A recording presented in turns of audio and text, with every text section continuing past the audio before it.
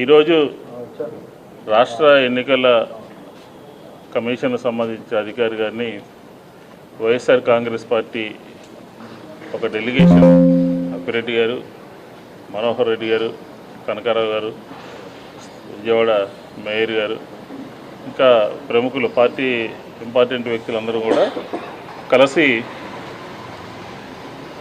ఈ స్థానిక సంస్థలు ఎక్కడైతే జరుగుతున్నాయో అక్కడ జాగ్రత్తలు తీసుకోవాలి అని చెప్పని ముందస్తుగానే గత 4 రోజుల క్రితం ఎన్నికల కమిషన్ దృష్టికి తీసుకురావడం జరిగింది. ఈ రాష్ట్రంలో ఉన్నటువంటి ప్రభుత్వం సజావుగా ఎన్నికలు జరగడానికి ఎక్కడా కూడా సహకరించట్లేదనే విషయాన్ని ముందస్తుగా కూడా చెప్పాం. మా అనుమానము, మాకున్నటువంటి ఆలోచన ఇదంతా కూడా నిజమైపోయింది. కుప్పంలో రామకుప్పానికి సంబంధించినటువంటి ఎంపీటీసీ ఎన్నికల్లో నామినేషన్ వేయడానికి శ్రీదేవి అని చెప్పని ఒక దళిత మహిళ నామినేషన్ వేయడానికి వెళ్తున్నటువంటి సందర్భంలో ఆవిడని అడ్డుకుని తెలుగుదేశానికి గోండాలు, తెలుగుదేశానికి సంబంధించినటువంటి వారందరూ కూడా ఆవిడ సంబంధించినటువంటి బ్యాగ్ను కూడా లాక్కున్నారు. ఆ బ్యాగ్లో విలువైనటువంటి డాక్యుమెంట్స్ ఉన్నాయి, అలాగే ఎన్నికకు సంబంధించినటువంటి నామినేషన్ పత్రాలు ఉన్నాయి. వాటన్నిటిని కూడా లాక్కోవడం జరిగింది. ఇదంతా కూడా పోలీసుల సమక్షంలో, పోలీసులు ఎదురుకుండా, పోలీసులు చూస్తుండగా జరిగినటువంటి సంఘటన. అంటే రాష్ట్రంలో ప్రజాస్వామ్యం ఉందా? రాష్ట్రంలో రూల్స్ ప్రకారం పరిపాలన సాగుతుందా అని చెప్పని మనం అడిగితే ఎక్కడా కూడా లేదు అని చెప్పిన సమాధానం వస్తుంది.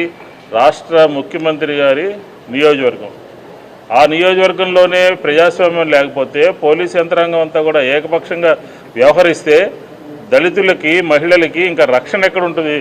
ఆంధ్రప్రదేశ్లో ఏదైతే బిఆర్ అంబేద్కర్ గారు కలగన్నారో, దళితులు సంబంధించినటువంటి ఏదైతే ఆలోచన చేశారో ఆ ఆలోచనలకి ఈ రాష్ట్ర ప్రభుత్వం తూట్లు పొడుస్తూ ఉంది.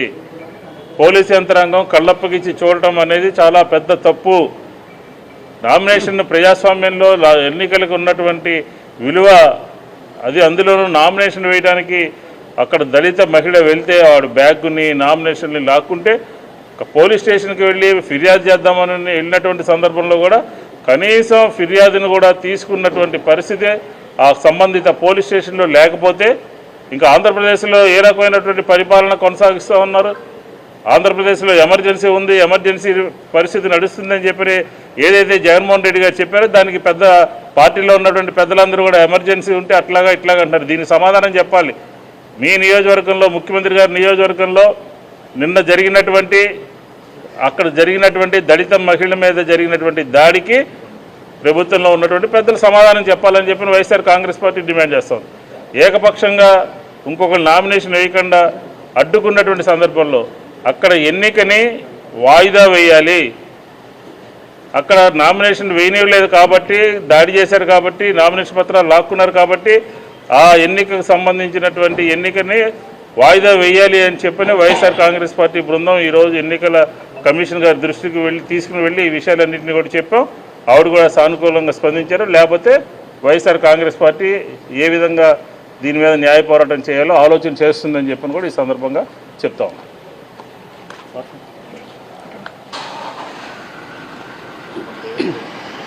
ఈరోజు ఏదైతే కుప్పం నియోజకవర్గంలో రామకుప్పం మండలంలో మా వైఎస్ఆర్సీపీ పార్టీ తరపున శ్రీదేవి అన్న ఒక ఎస్సీ మహిళ నామినేషన్ వేయటానికి వెళ్తే దేనికంత భయపడుతున్నారో ఈ కూటమి నాయకులు అర్థం కావటం లేదు. ఈరోజు ఆమె నామినేషన్ వేయటానికి వెళ్తున్న మహిళ దగ్గర ఆమెకు సంబంధించిన నామినేషన్ పత్రాలు కానీ, డాక్యుమెంట్స్ కానీ అన్నీ గుంజుకొని ఆమెని నామినేషన్ వేయకుండా చేస్తున్నారు. అంటే అంత భయపడుతున్నారు. సంవత్సర కాలానికే మీ మీద ఎంత వ్యతిరేకత ప్రజల్లో వచ్చింది. ఈరోజు ఎలక్షన్కి వెళ్తే ఏ రకంగా వైఎస్ఆర్సీపీ పార్టీకి ప్రజలు అండగా ఉంటారు అని భయపడి ఈరోజు నామినేషన్ కూడా వేయనివ్వకుండా ఇంత ఇబ్బందులకు గురి చేస్తున్నారు. అది ఒక సీఎం నియోజకవర్గంలో. ఇది చంద్రబాబు నాయుడు గారు ఏమని దీని గురించి ఆయన స్పందిస్తారు, ఏమని దీని గురించి మాట్లాడతారో చూడాలి. ఎందుకంటే నిన్న జగన్మోహన్ రెడ్డి గారు ఏదైతే నెల్లూరు మనకి లో కానీ అలాగే నిన్న పర్యటనకి వెళ్ళారు జగన్మోహన్ రెడ్డి గారు. ఆ పర్యటనలోన మహిళల గురించి నిన్న చంద్రబాబు నాయుడు గారు మాట్లాడుతున్నారు.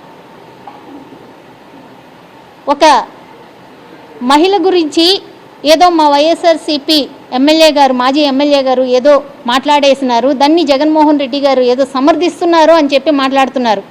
ఈరోజు రాష్ట్ర వ్యాప్తంగా మహిళలకి ఎక్కడా భద్రత లేదు. ప్రతిరోజు మహిళల మీద ఎక్కడో ఒక్కడ దాడులు జరుగుతూనే ఉన్నాయి.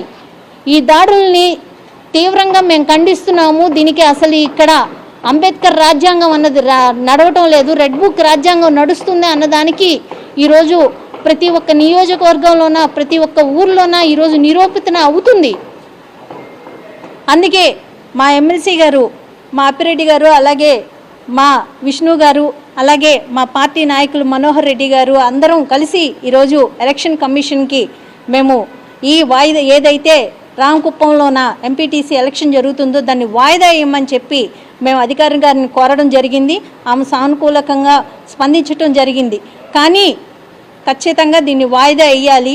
వాయిదా వేసి ఎవరైతే మహిళ శ్రీదేవి అన్న మహిళ నామినేషన్ వేయటానికి వెళ్తుందో ఆమె నామినేషన్ స్వీకరించే విధంగా గవర్నమెంట్ అన్ని రకాల చర్యలు చేపట్టాలి. చర్యలు చేపట్టకపోతే రాబోయే రోజుల్లో వైఎస్ఆర్ కాంగ్రెస్ పార్టీ తరఫున మేము చాలా ఉధృతంగా ఇలాంటి విషయాల మీద మేము తీవ్రంగా ఖండించడం జరుగుతుంది. ఉధృతంగా మేము పోరాటం కూడా చేయటం జరుగుతుంది.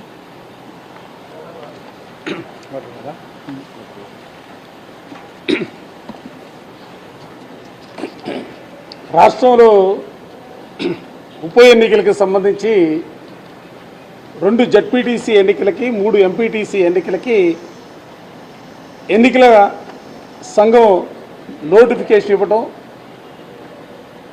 నామినేషన్ల ప్రక్రియ ప్రారంభం కావటం, ఆ నామినేషన్ల ప్రక్రియకు సంబంధించి కూడా స్క్రూటినీ కూడా ఈరోజు జరుగుతున్నటువంటి పరిస్థితులు ఇవాళ రాష్ట్రంలో చూస్తూ ఉన్నాం. నేను ఒక్కటే ఈ ప్రభుత్వాన్ని, ముఖ్యంగా చంద్రబాబు నాయుడు గారిని సూటిగా అడగదలుచుకున్నా. మీరు 4వసారి ముఖ్యమంత్రిగా ఈ రాష్ట్రాన్ని పరిపాలన చేస్తున్నటువంటి పరిస్థితులు ఉన్నాయి. ఈ పరిస్థితుల్లో మీరు మాట్లాడే ప్రతి మాట కూడా ప్రజాస్వామ్యం అసలు ఆయన జేబుల్లోనే ఉన్నట్టుగా, మహిళల పట్ల అపరిమితమైనటువంటి గౌరవం కలిగినటువంటి వ్యక్తులుగా మీరు పదే పదే మాట్లాడుతూ ఉన్నారు. నిన్న ఈ నియోజకవర్గంలో రామకుప్పం మండలం మణీంద్రం ఎంపీటీసీకి సంబంధించి ఉప ఎన్నికలు జరుగుతూ ఉన్నాయి. నేను ఇంకోటి కూడా చెప్పదలుచుకున్నా, నువ్వు మాజీ ముఖ్యమంత్రిగా ఉన్నటువంటి కాలంలో జరిగినటువంటి ఆ ఎన్నికల్లో ఆ మణీంద్రం ఎంపీటీసీగా వైఎస్ఆర్ కాంగ్రెస్ పార్టీ అభ్యర్థిగా ఉన్నటువంటి ఆ రోజున శాంతకుమారి గారు గెలవడం జరిగింది. ఆమె అకాల మరణం పొందితే ఉప ఎన్నికలు వస్తే ఆ ఉప ఎన్నికల్లో ఆమె సోదరి శ్రీదేవి నామినేషన్ వేయటానికి ప్రయత్నం చేస్తే నామినేషన్ పత్రాలు లాక్కుంటారా? బ్యాగులు లాక్కొని వెళ్ళిపోతారా? పోలీసులు కళ్ళెదుట ఇంతటి ఘోరం జరుగుతున్నప్పుడు కూడా కళ్ళప్పగించి చూస్తున్నారే తప్ప కనీసం వాళ్ళని ఆపటానికి కనీస ప్రయత్నం కూడా చేయనటువంటి దౌర్భాగ్యమైనటువంటి పరిస్థితులు. పోలీస్ స్టేషన్ వెళ్ళి కంప్లైంట్ ఇవ్వాలని ప్రయత్నం చేస్తే కంప్లైంట్ కూడా తీసుకోరు. అంటే ఎవరికి చెప్పుకోవాలా? చట్టాన్ని కాపాడవలసినటువంటి పోలీసులు నిశ్చేష్టులై శ్రేష్టలుడికి చూస్తున్నటువంటి పరిస్థితులు ఉన్నప్పుడు ఈ సమాజాన్ని ఎవరు కాపాడాలా? ఈ చట్టాలను ఎవరు పరిరక్షించాలా? ప్రజాస్వామ్య విలువలు లేవు, మహిళల పట్ల గౌరవం లేదు, కనీసం కేసులు పెడితే ఆ కేసులు తీసుకునే తీరిక లేదు, ఓపిక లేదు, అవమానపరిచి వెనక్కి పంపిస్తున్నటువంటి పరిస్థితులు వాళ్ళు చూస్తూ ఉన్నాం. ఇటువంటి పరిస్థితుల్లో ఈ రాష్ట్రంలో తెలుగుదేశం కూటమి అధికారంలోకి వచ్చిన తర్వాత అనేక సందర్భాల్లో ఈ రాష్ట్రంలో జరిగినటువంటి ఎన్నికలకు సంబంధించి మున్సిపల్ ఎన్నికలు కానీ, కార్పొరేషన్ ఎన్నికలు కానీ, పంచాయతీ ఎన్నికలు కానీ, జడ్పీటీసీ ఎన్నికలు కానీ, ఎంపీపీ ఎన్నికలకు సంబంధించి కూడా ప్రతిసారి కూడా మేము ఈ మెట్లు ఎలక్షన్ కమిషన్ మెట్లు ఎక్కడం దిగటం మాకున్నటువంటి బాధ, ప్రజాస్వామ్యానికి విఘాతం కలుగుతున్నటువంటి వైరం పైన అనేక పర్యాయాలు వినతి పత్రాలని ఇచ్చి న్యాయం చేయమని కోరాం. ఎందుకంటే ఈ ప్రభుత్వం ఉన్నటువంటి వ్యవస్థలన్నీ కూడా నిర్వీర్యమైనటువంటి పరిస్థితుల్లో కనీసం ఎలక్షన్ కమిషన్ అన్నా కూడా తన విస్తృతమైనటువంటి అధికారాలను వినియోగించాలా, ప్రజాస్వామ్యాన్ని కాపాడాలా,